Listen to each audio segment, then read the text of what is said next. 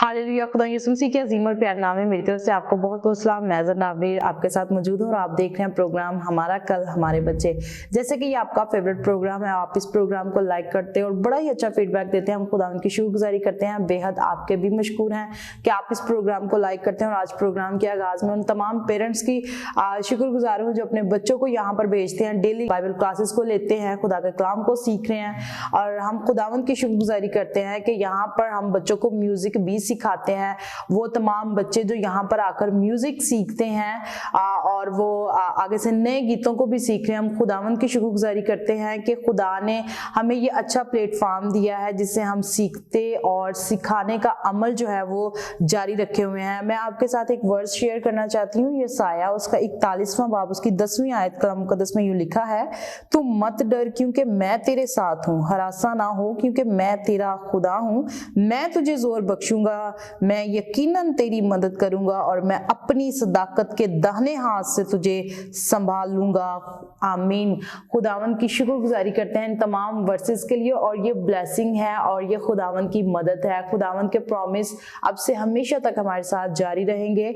और जैसे कि आप जानते हैं कि हमेशा मेरे साथ मेरे बड़े भाई पास्टर नील मौजूद होते हैं, आज मेरे साथ मौजूद हैं। अभी वक्त है कि उनको शो में वेलकम कहें। जी, आपको शो में वेलकम कहते हैं। कैसे हैं आप? जी, खुदावंद की शुक्रगुजारी है। आप कैसे हैं? मैं बिल्कुल ठीक हूँ। मौसम चूंकि चेंज हो चुका है, क्या कहेंगे? जी बिल्कुल, मौसम चेंज हो चुका है और गर्म कपड़ों का इस्तेमाल करें और बच्चों का भी खास ख्याल रखें क्योंकि आती हुई सर्दी और जाती हुई सर्दी जो है वो बहुत खतरनाक होती है। क्यों जनाब? जी बिल्कुल। और इसलिए आप जो है वो ठंडे मशरूबात का नहीं बल्कि आप सूप का इस्तेमाल कर सकते हैं। और इसी के साथ साथ आप जो है वो गर्म कपड़ों का इस्तेमाल करना भी शुरू कर दें। छोटे बच्चों को कहा जाता है कि आप जरूर सॉक्स पहनना शुरू कर दें ताकि पाँव से जो है वो भी सर्दी लगना शुरू हो जाती है। आज हम बड़ा ही खूबसूरत टॉपिक आपकी खिदमत में लेकर हाजिर हुए हैं। नया रहनुमा, नए लीडर के बारे में बात करेंगे और वो नया लीडर जो बाइबल मुकद्दस में पुराने अहदनामा में हम देखते हैं, आज हम उस पर भी बात करेंगे।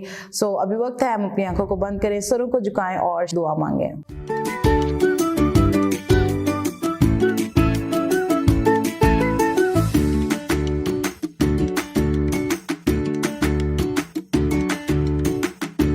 कदूस कदूस जिंदा आसमानी बाप, ज़मीन और आसमान के आलिक मालिक, अब्दियत के बाप, सुलह और सलामती के शहजादे। अब आप मैं तेरी शुक्रगुजार करता हूँ बाप, आज तूने अब आप हमें ये दिन बख्शा है बाप। अब आप हमें छूना ब्लेस करना बरबर कर देना बाप। अब आप टीचर जनाब पास नील का दुआ करता है बाप, उन दोनों को अपने जाल के लिए कसरत से इस्तेमाल करना है बाप। अब दुआ करता है बाप सीनियर पास्टर फजल, उनकी पूरी टीम का दुआ करता है बाप, उनको छूना ब्लेस करना बरबर कर देना बाप। अब दुआ करता है बाप संडे स्कूल के बच्चों को छूना ब्लेस करना बरबर कर देना बाप। अब आप मांग ले पा लेते तेरे प्यारे बेटे ये मसीह के वसीला से, आमीन। जी, जैसे कि प्रोग्राम के आगाज में हम बात कर रहे थे कि आज हम नए रहनुमा के बारे में सीखने की कोशिश करेंगे। और जैसा कि आप पास्टर नील के टीचिंग को लाइक करते हैं, आज की जो वर्स मैंने शेयर की थी यसाया 41वां बाब उसकी 10वीं आयत थी, तू मत डर क्योंकि मैं तेरे साथ हूँ। यकीनन खुदावंद हमारे साथ रहता है। इस वर्स के बारे में पास्टर नील से जानते हैं कि बड़ी गहरी ये टीचिंग है। जी बिल्कुल ऐसा ही है। और कई एक बार लोग मुश्किलात में, सर्कमस्टेंसेस में, ट्रम्पिटेशंस में वो डरना शुरू कर देते हैं। और मोस्टली मैंने देखा है कि जब कोई मुश्किल आती है तो लोग जो है वो घबरा जाते हैं। और होना ये चाहिए कि जब कोई मुश्किल आए तो ईमान पर आपने खड़े होना है, तो यीशु मसीह से आपने मदद को मांगना है और ये इंतहाई ज़रूरी है। बाइबल मुकद्दस में इस आयत में लिखा है कि तू मत डर क्योंकि मैं तेरे साथ हूँ। आप हॉस्पिटल में हैं, आप जो है वो कचहरी में हैं, अदालत में हैं, आप किसी भी मुश्किल से मुश्किल घड़ी के अंदर हैं, वक्त के अंदर हैं, याद रखिए कि खुदा वहां पर आपकी मदद के लिए मौजूद होता है। फिर बाइबल मुकद्दस में इसी आयत के अगले हिस्से में लिखा है तू हरासा मत हो। हमें डरने की, घबराने की, परेशान होने की जरूरत नहीं है, चाहे हालात कैसे भी हैं। ऐसा नहीं है कि अगर कोई यीशु मसीह में आ जाता है तो उसकी जिंदगी में मुश्किल नहीं आएगी। कई एक बार लोग ये समझते हैं कि खुदा मेरी जिंदगी में है, मेरी जिंदगी में मुश्किल नहीं होनी चाहिए। या मेरी ज़िंदगी में मुश्किल आनी ही नहीं चाहिए। बाइबल मुकद्दस में लिखा है कि जब आप खुदा के साथ चलते हैं तो मुश्किलात आ सकती हैं, लेकिन मुश्किलात का हल ये है कि यीशु मसीह आपके साथ है। आप मुश्किल में हैं, यीशु आपके साथ है, और हरासा होने की ज़रूरत नहीं है, घबराने की ज़रूरत नहीं है। हमें फक्त भरोसा, एतकाद खुदा के ज़िंदगी बख्श कलाम पर रखना है। क्यों जनाब? Praise the Lord. यकीनन हमें खुदावंद के कलाम पर भरोसा रखने की जरूरत है, और खुदा का कलाम हमें यही कहता है कि तू मत डर, हरासा ना हो, परेशान ना हो। यकीनन हमारी कुम्मक जो है वो खुदावंद की तरफ से है, और खुदावंद अपने परों के साए तले हमें छुपा के रखता है। वो लोग जो खुदावंद से मदद की दुआ करते हैं, खुदावंद से मांगते हैं, खुदावंद यकीनन उनकी मदद करता है, और वो अपनी सदाकत के दाहिने हाथ से हमें संभाल कर भी रखता है, और वो हमें नया जोर भी बख्शता है। अभी वक्त है कि हम बच्चों का आज का खूबसूरत टैबलो देखें। आइए मिलकर देखते हैं, जैसे मैं मूसा के साथ साथ था। आइए मिलकर, ये बड़ा खूबसूरत सॉन्ग है, इस पर बच्चों ने एक्ट किया। आइए मिलकर देखते हैं।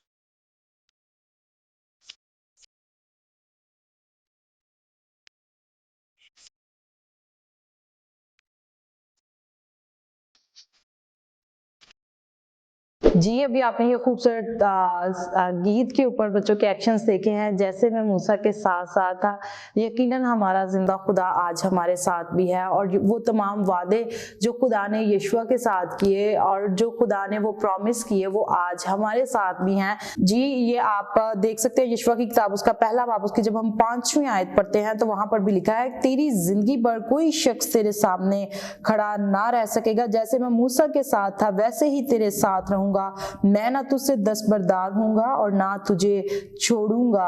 खुदावन की शुक्रगुजारी करते हैं, ये भी खुदा का वादा है। जैसे यसाया की किताब उसका 41वां बाब हमने पढ़ा तो वहां पर भी हमें प्रॉमिस नजर आया कि खुदा हमारे साथ है, और जब हम यीशुआ की किताब उसका पहला बाब उसकी 5वीं आयत पढ़ते हैं तो वहां पर भी हमें ये खुदा का प्रॉमिस नजर आता है। जी बिल्कुल ऐसे ही खुदा के वादे हैं और खुदा के सारे वादे जो हैं वो हाँ के साथ हैं, और एक बार हम ये समझते हैं कि खुदा के कुछ प्रॉमिसेस हैं जो मेरी ज़िंदगी में पूरे नहीं हो रहे, और खुदा के वादों की तकमील के लिए कि खुदा के वादे आपकी ज़िंदगी में पूरे हों, इट इज़ वेरी इंपॉर्टेंट कि आप खुदा के कलाम पर भरोसा रखें और कलाम के मुताबिक चलना शुरू करें।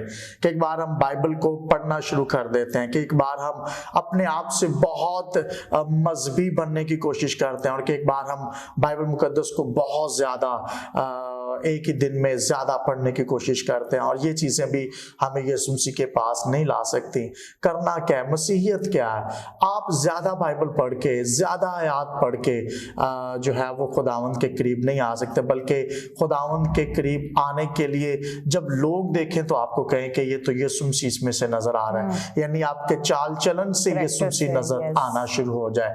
ज़्यादा बाइबल पढ़ने की गर्ज से नहीं, मैं अक्सर लोगों को कहता हूँ कि आप दिन में 2 या 3 आयात पढ़ के उनको लिखा करें, उनको देखा करें, उनको स्टडी किया करें, उस कलाम की जुगाली किया करें, उसको याद किया करें कि ये बाइबल मुकद्दस में ये आयात जो है ये कहना क्या चाह रही हैं, और अगर नहीं समझ आ रही तो फिर किसी खादम से रुजू करें, किसी उस शख्स जो बाइबल को समझता है उसके पास जाएं, उससे कहें कि भाई मुझे इस आयत की समझ नहीं आ रही।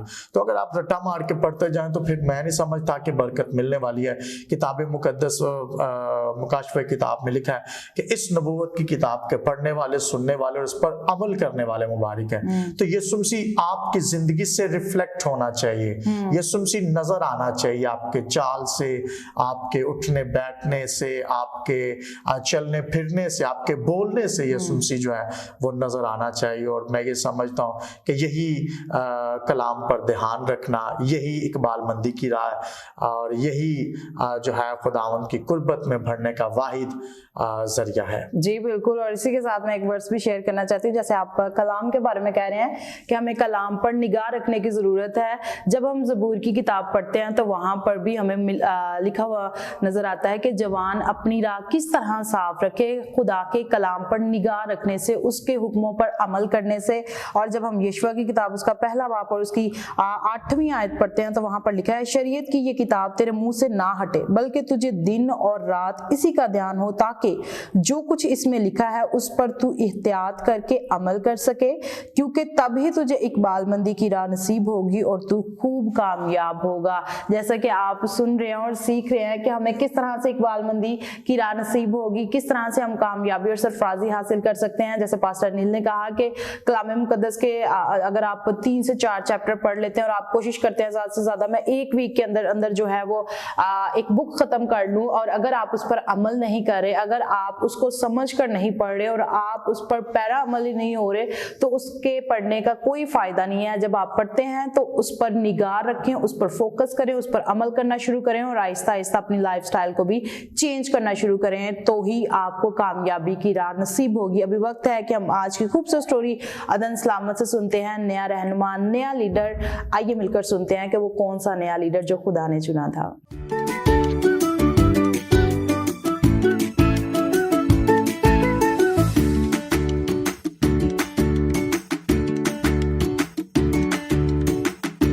मैं मेरी तरफ से आप सबको सलाम। मेरा नाम अदन सलामत है। आज की मेरी स्टोरी का टॉपिक है नया रहनुमा। मूसा कभी वापस न आने के लिए पहाड़ पर चढ़ गया। अब खुदा ने यशवा से कहा, मेरा बंदा मूसा मर गया है, अब तू तैयार हो, लोगों को मुल्क के किनान से ले जा। यशवा बहुत डरा हुआ और घबरा रहा था। यशवा चश्मोवश में पड़ गया। वो मिस्र से निकलने के बाद लंबे सफर में मूसा का काबिल मददगार और एतमाद मददगार रहा था। वो महसूस कर रहा था कि मैं कभी लीडर नहीं बन सकता। वो मूसा की तरह अजीम नहीं था जिसकी वो तारीफ करता और जिससे वो मोहब्बत रखता था। खुदा ने यशवा से कहा, यशवा खौफ ना कर, मजबूत हो, तू हौसला और सिर्फ मुझ पे भरोसा रख। कोई तेरे सामने ठहर ना सकेगा अगर तू मैं तुझे जोर बख्शूंगा और कोई तेरे सामने ठहर ना सकेगा। अगर तू कामयाब होना चाहता है तो सिर्फ 2 बातों पर इरादा कर ले, पक्का इरादा कर ले कि मैं जाऊंगा और फतह का हासिल करूंगा। दूसरी जरूरी बात यह है कि तू मेरे हुक्मों पर अमल करना, दिन रात उसकी शरीयत करना और मेरे लोगों को भी इसकी पाबंदी देना, तब भी सब कुछ ठीक होगा। जब खुदा ने यशवा से कहा कि मैं तेरी मदद करूंगा तो वो महसूस कर रहा था कि मैं एक नई जिम्मेदारी निभा सकता हूँ। यशवा ने कौम के सारे सरदारों को बुलाया और उनसे कहा कि हम 3 दिन के बाद रवाना होंगे। सारे शहर में चारों तरफ इसकी लहर दौड़गी। वो सब अपने नए लीडर का हुक्म बजा लाने के लिए तैयार हो गए। Thank you and God bless all of you. जी, अभी आपने ये खूबसूरत स्टोरी सुनी है नया रहनुमा, और वो नया रहनुमा कौन था आप इस स्टोरी में जान चुके हैं। मजीद इसको सीखने की कोशिश करेंगे। पास्टर अनिल से क्या कहते हैं आप? जी बिल्कुल ऐसा ही है, और बाइबल मुकद्दस के मुताबिक हमें ये मिलता है कि हम सबों को इंजील की मुनादी करने हैं। We should have to spread the gospel all over the world, तमाम नेशंस में, कौमों में, कबीलों में, उम्मतों में, दुनिया की इंतहा तक हमें यीशु मसीह के गवाह बनना है। और इंजील क्या है? यीशु मसीह की गवाही है। और नया रहनुमा बाइबल मुकद्दस के मुताबिक रहनुमा बनने के लिए हमें खुद राह का पता होना इंतहाई ज़रूरी है। समटाइम हम अपने आप को रिप्रेजेंट करना शुरू कर देते हैं एज अ लीडर, नया रहनुमा होते हुए। और बहुत सारे ऐसे रहनुमा हैं जो यीशु मसीह को अपनी ज़िंदगी से रिप्रेजेंट नहीं करते, बल्कि वो अपने आप को रिप्रेजेंट करना शुरू कर देते हैं। वो अपना आप दिखाना शुरू कर देते हैं, अपने इल्म को, अपनी तालीम को, अपने स्टेटस को, अपने बैंक बैलेंस को, प्रॉपर्टीज को, अपनी ग्रिप को, अपने ताल्लुकात को। तो मैं ये समझता हूँ कि अगर हमें रहनुमा बनना है तो बाइबल मुकद्दस में लिखा है कि जो कोई अपने आप को बड़ा करना चाहता है वो छोटा किया जाएगा, और जो छोटा करता है वो बड़ा किया जाएगा। रहनुमा बनने के लिए हमें सबसे पहले जो स्टेप है वो ये है कि हमें अपने आप को छोटा करना है, हमें अपने आप को आजिज करना है, हमें अपने आप को हलीम करना है। और जब तक हम हलीम नहीं होंगे, आजिज नहीं होंगे, छोटे नहीं होंगे, तब तक हम रहनुमा जो है वो नहीं बन सकते। और यशवा की जब बात करें, he was a newly leader, और मूसा के जाने के बाद ये एक नया लीडर था जो सामने आया था और कौम की नुमाइंदगी करने को था, कौम को लेकर उस वादा की सरजमीन पर जाने को था जो वादा खुदा ने अब्राहम, इसहाक, याकूब और इसी तरह मूसा के साथ भी ये वादा था। अब इस वक्त था कि ये लेकर आगे चले, लेकिन खुदा ने कुछ इंस्ट्रक्शंस इसे दी, और उससे इंस्ट्रक्शंस ये दी कि रहनुमा अगर बनना है, अगर आपने कौम को लीड करना है तो शरीयत की ये किताब तेरे मुंह से ना हटे। अगर आप लीड करना चाहते हैं, अगर आप लीडिंग का काम, अगर चर्च बेस पर काम करना चाहते हैं, कौम की रहनुमाई करना चाहते हैं, तो ये कलाम हमारे निगाह से हटना नहीं चाहिए कि एक बार जनाब हम लीड तो करना चाहते हैं लेकिन कलाम पीछे रह चुका होता है। हमें कलाम को सरफरिस्त आगे रखना है, क्योंकि तेरा कलाम मेरे कदमों के लिए चिराग और राह के लिए रोशनी है। खुदा ने बताया यशवा को कि इस कलाम में रोशनी है, अगर ये तेरे सामने रहेगा तो तू उस राह तक पहुंच सकेगा जो मैं आपके लिए तैयार किए हुआ हूँ। खुदा बहुत सारे मंसूबे इंसानों के लिए बनाए हुए, तैयार किए हुए हैं। अगर उस राह तक, उन मंसूबों तक, उन विजन्स तक हमने पहुंचना है तो फिर हमें इस कलाम की रोशनी में आगे बढ़ना पड़ेगा। क्यों जनाब? बड़ा खूबसूरत आप शेयर करें। एक क्वेश्चन आपसे करना चाहती हूँ कि आजकल के दौर में हम देखते हैं कि लोग क्रॉस करना चाहते हैं, मींस अपने लीडर्स को क्रॉस करके वो खुद लीडर बनना चाहते हैं। नंबर 1 ये, और पुराने अहदनामा में हम देखते हैं, जैसे आप बात कर रहे हैं कि खुदा ने वही प्रॉमिस जो अब्राहम, इसहाक, याकूब से और मूसा से किया था, और वही प्रॉमिस जो है वो आगे से हम यशवा की जिंदगी पर देख रहे हैं कि खुदा वही प्रॉमिस जो है वो किए हुए है, और खुदा अब who knows that कि वो किसके साथ खुदा ने प्रॉमिस किया था, और वो नस्ल दर नस्ल वो वेट करते रहे। आजकल के दौर में लोग वेट नहीं करते। जी बिल्कुल ऐसे ही आजकल के दौर में लोग जो हैं वो निकलने की कोशिश करते हैं, लोग जो हैं वो आगे क्रॉस करने की कोशिश करते हैं, और it is not a good thing. मैं ये समझता हूँ कि हमें ताबेदार रहना है। जब भी खुदा किसी से बोला है तो खुदा नबियों के वसीला से बोला है।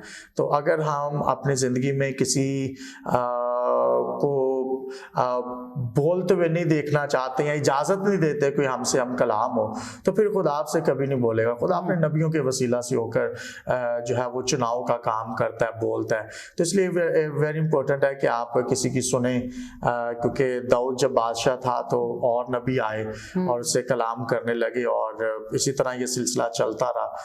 तो चुनाव का सिलसिला बिल्कुल ऐसे ही है, फिर तंबीह का सिलसिला बिल्कुल ऐसे, और हमें सुनना चाहिए जो अंबिया किराम मौजूदा दौर के खुदाम हैं, उनके सुनकर, जो बुजुर्ग खादिम हैं उनके सुनकर आगे बढ़ने की जरूरत है। Praise the Lord. बड़ा खूबसूरत आपने शेयर किया कि हमें अपने लीडर्स की सुनने की ज़रूरत है और उनकी सुनकर आगे बढ़ने की ज़रूरत है।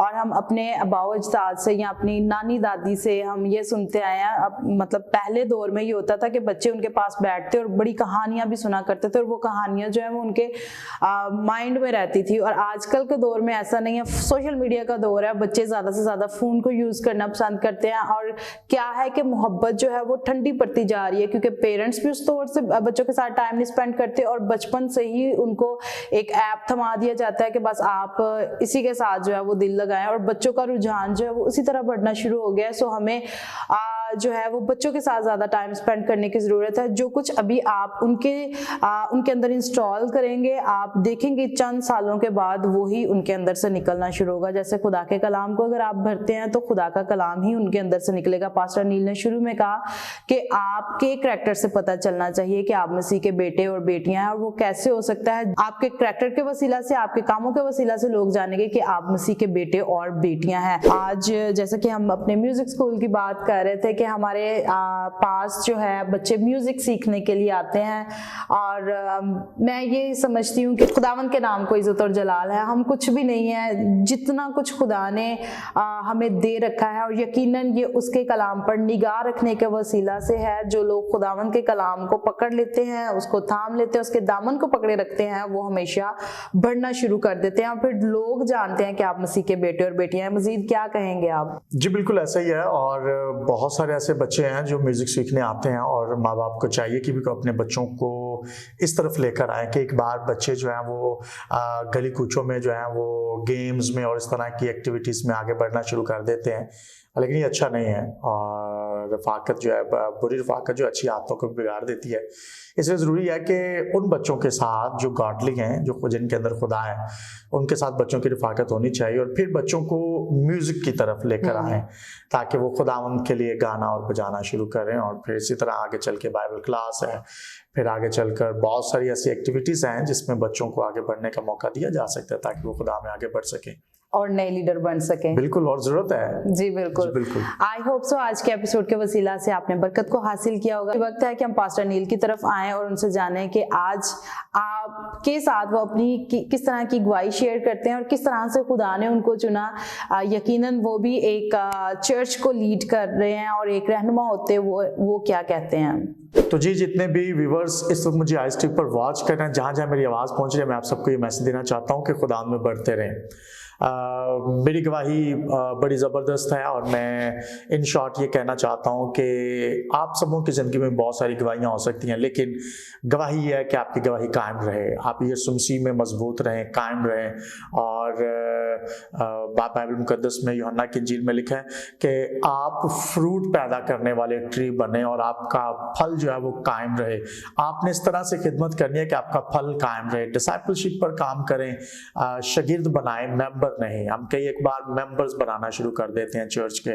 आपने मेंबर्स नहीं बनाने, आज के बाद शागिर्द बनाना। और मैं आखिरी बात आपसे करना चाहता हूँ कि किसी इलाका में, अफ्रीका के किसी इलाका में कोई पास्टर था, उसके पास 28 के करीब लोग थे, और वो उनको कलाम सुनाता था और 2 साल के करीब वो उस चर्च की यानी उन लोगों को कलाम सुनाता रहा और एक कोई बड़ा एवेंजलिस्ट किसी दूसरे इलाका से उस इलाका में आया और एक बड़ा क्रूसेड हुआ और वो सारे वहाँ पर चले गए। उसके 28 मेंबर भी वहाँ पर चले गए। जब वो गए तो उस मेंबर ने उन मेंबर से, जब वो खादिम कलाम कर रहा था तो उसने कहा कि जितने यीशु को अपना दिल देना चाहते हैं, तौबा करना चाहते हैं, रिपेंट करना चाहते हैं, वो आए और आगे मैं उनके लिए दुआ करना चाहता हूँ। और वो 28 के 28 मेंबर गए और खड़े हो गए और वो पादरी जो है वो हैरान हो गया कि मैं तो 2 साल से इनको कलाम सुना रहा हूँ और अभी तक इन्होंने तौबा नहीं की, यानी उन्होंने अभी तक कुछ सीखा ही नहीं था।